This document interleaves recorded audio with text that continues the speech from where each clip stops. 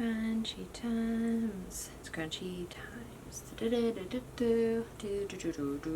Hi everyone, it's Emma, and today I'm doing another chatty get ready with me type video. I love making these kind of videos. I basically just get to get ready, do my makeup, and talk with you guys about something that I care about and something that you've been asking me about. Today's topic is going to be perfectionism, specifically perfectionism and how it applies to the creative process. I've done a couple of these get ready with me's that specify on like something about the creative process, and I mentioned in passing, probably in both of those videos, that I'm a perfectionist. You guys have asked me lots of questions about how it affects the creative process.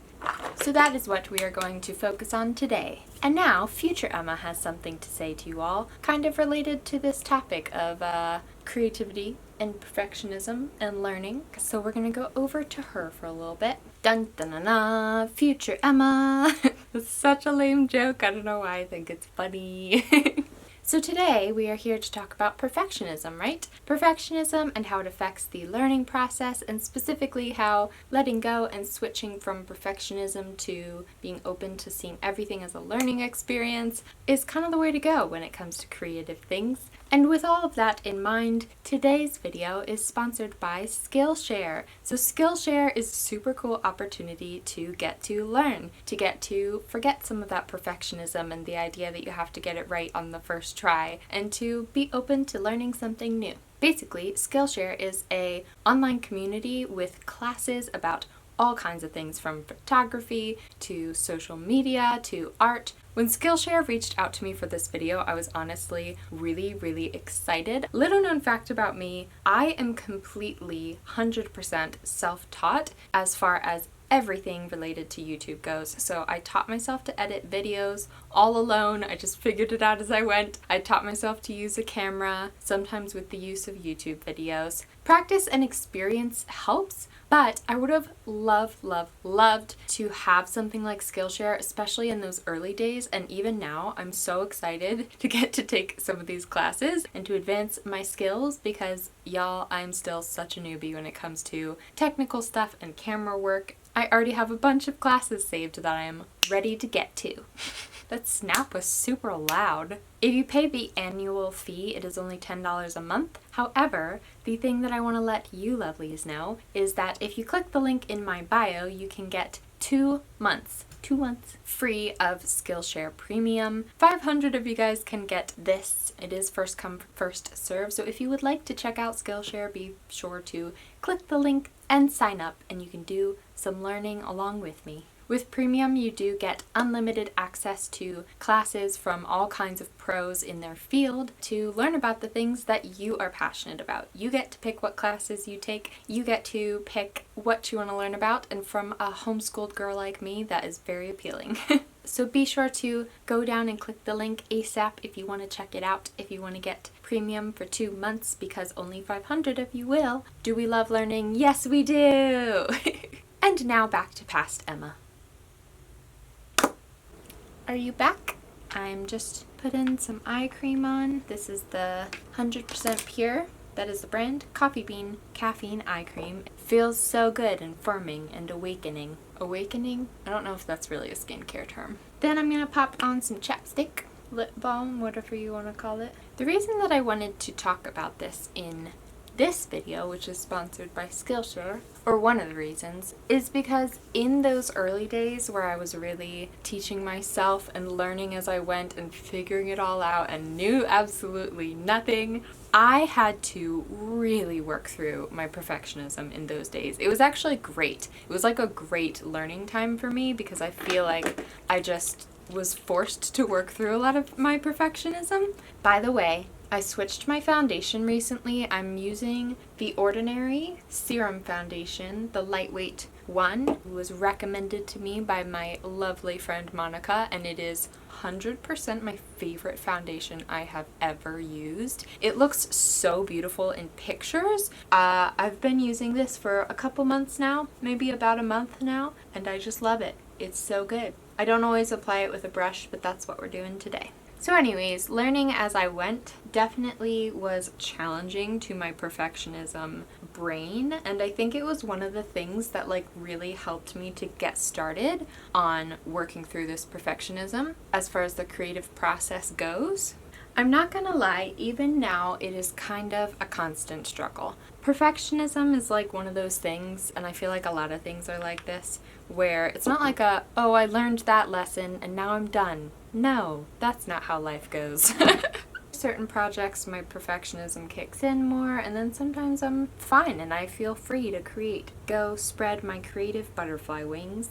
But yeah, it is definitely a battle. I have to remind myself of the things that I know and the things that help me not get caught up in a perfectionist mindset. One of the first things that I learned that really helped me is that for your art or whatever you are creating to be loved, to be appreciated, it does not need to be perfect. In fact, I've found that the opposite is actually true. Well, I've seen this play out in lots and lots of ways, but I've seen it play out a lot with my poems. Blendy blend, blendy blend.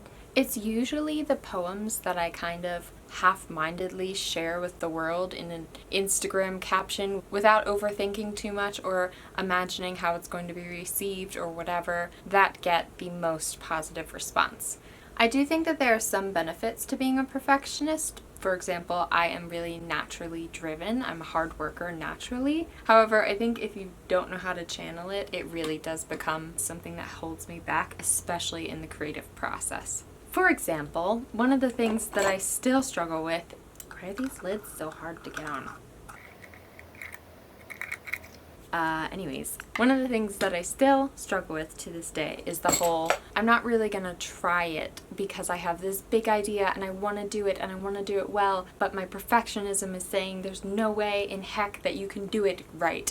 So maybe I just won't try. And a lot of the time it is a really subconscious kind of thought. Like I'm not consciously thinking, oh Emma, you're not good enough for that, because obviously #love yourself. But it's kind of an underlying struggle, and it's something that I need to address every once in a while. When that whole mentality kicks in of like being afraid to do something because I might not do it right, I usually honestly just give myself a kick in the butt.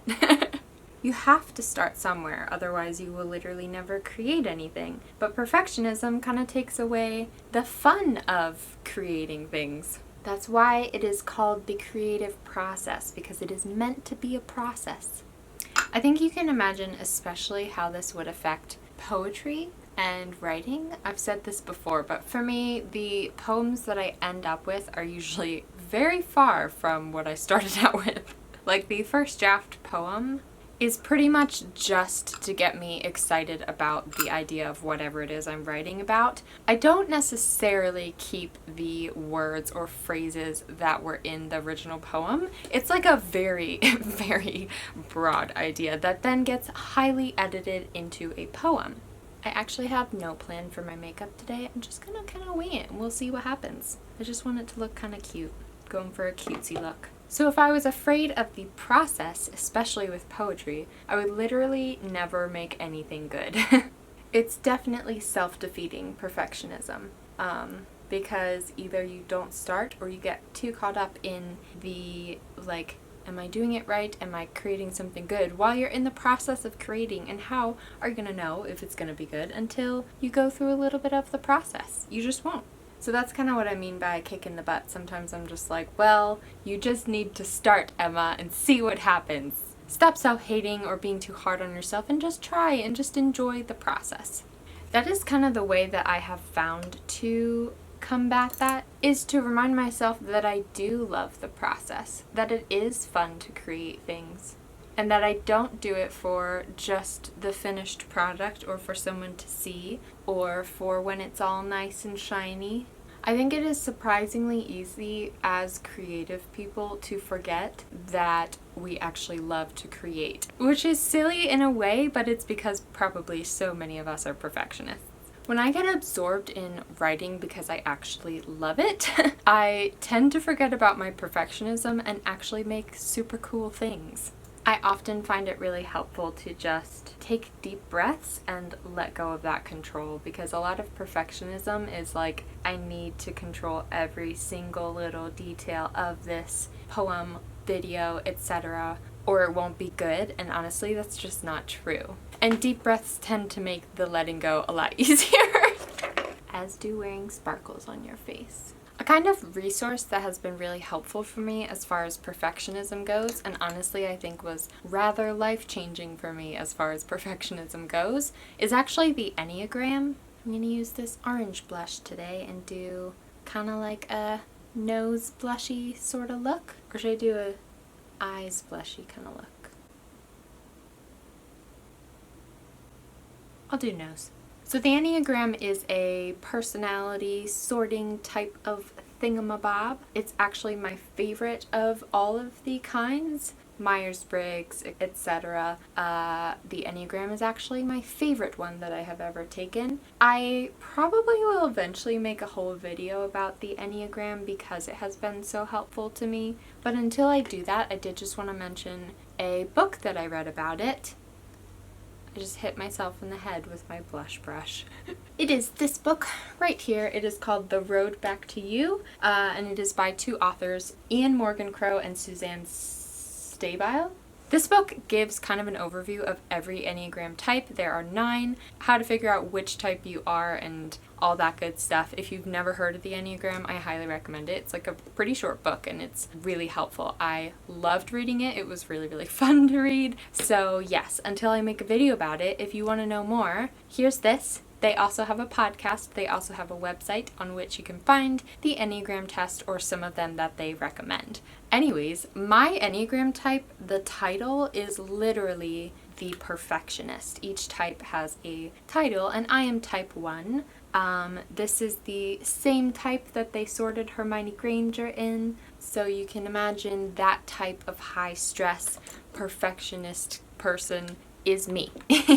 The Enneagram was really helpful, not just in like knowing that I am a perfectionist, because I have always known that my whole life. Like I was a kid and I was a perfectionist. But the Enneagram really helped me understand what like the deeper motives were, why, like what is driving it that makes me feel the need for everything to be perfect. However, it will play out differently for each type. So if you want to know more about that, about like being able to identify what's kind of driving the perfectionism, that is why I highly recommend the Enneagram. It was super helpful for me. So going back to my Enneagram type, I am a type 1. So my perfectionism all kind of comes from the idea that there is a right and wrong for everything. There's a right choice and there's a wrong choice. Let me finish my eyeliner and then I will come back.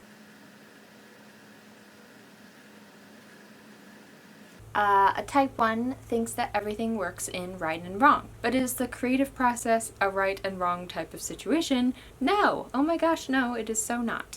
So now I often just remind myself of that fact, that I have total freedom to frolic around, so to speak, in whatever creative project has captured my passion, in whatever I think is interesting. Creativity is fun, and it's supposed to be fun. And the people who create the coolest things, in my opinion, are the ones who feel free to try whatever it is that captures their fancy and see if it works. So feeling free to try has definitely been important. But kind of a step further than that, feeling free to fail. It's another thing that I have learned just kind of along the process of being a creative person, that failure is actually not a bad thing. In a lot of ways, it has been a huge blessing. Failure is a natural process of being a creative person, and it is actually kind of a good part of the process because you learn from the things that don't work out. In every situation, there is always something to learn. If that's the only positive that you can find in a situation, it is still a positive to be able to learn something and be better at it next time. I've even learned really helpful things from not so nice comments that I've gotten. I'm talking back in the early days. But yeah, I've even gotten comments that really stung and really hurt, and I turned it into constructive criticism, and it was really, really helpful. It enabled me to get better at something that I didn't even necessarily know that I needed to improve in. I don't think I did my eyebrows evenly. Can't talk while I curl my eyelashes. No, I cannot. It actually is a little freaky if I do, because I've done it before and I had to cut out that footage. It doesn't need to be something to be scared of, the creating process itself, because like I said, it's really not a get it right kind of situation. I've definitely said this before in a creativity video, but I think it is worth repeating that if you view everything as a learning experience, you literally cannot fail at anything because you will succeed at having learned something, which means that you are always getting better, you are always learning, so you really can't lose in any situation. That whole switch in perspective is something I've applied not only to the creative process, but to a lot of areas of my life, to relationships, to like choosing future life goals, to pretty much every area of my life. Because I am such a perfectionist, it has been so helpful for me to switch that perspective and to really try and focus on having everything be a learning experience.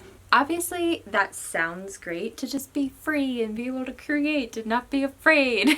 But it is definitely a constant struggle. It's not like oh, I think this way and now I'm just able to create all the time. I definitely have to remind myself of these things so that I'm able to create and to have fun while creating and to write and to make videos and to do all the things that I love to do. It does take some reminding yourself and some, refocusing and getting a new perspective. Like, you don't want to be perfectionist about not being a perfectionist because... Oh, lip gloss. I almost always forget to put on lipstick while I'm doing these videos. Some more lip balm. This is the Innisfree My Lip Balm in Sky Vanilla Tea. Smells good. Should we just use this cute peachy one? Or should I do like a darker one? I'm gonna go cute peachy, even though it is fall, almost winter time. Cute, like it. Now I've got makeup all over my hand. Okay, that is going to be everything that I'm going to say today as far as perfectionism and specifically how it affects the creative process. If you have any more questions, feel free to leave them down below. I will try and chat with some of you guys. Because this video was all about learning and being open to the learning experience and not shutting yourself down due to perfectionism, maybe a good way to do that would be to go check out Skillshare. It really is a super cool opportunity, a really cool place to get to learn and to put some of that non-perfectionism into practice. I hope that you guys enjoyed this video. I hope that you have a lovely day or night or afternoon, wherever you are, whatever you are doing, and I will see you in my next video.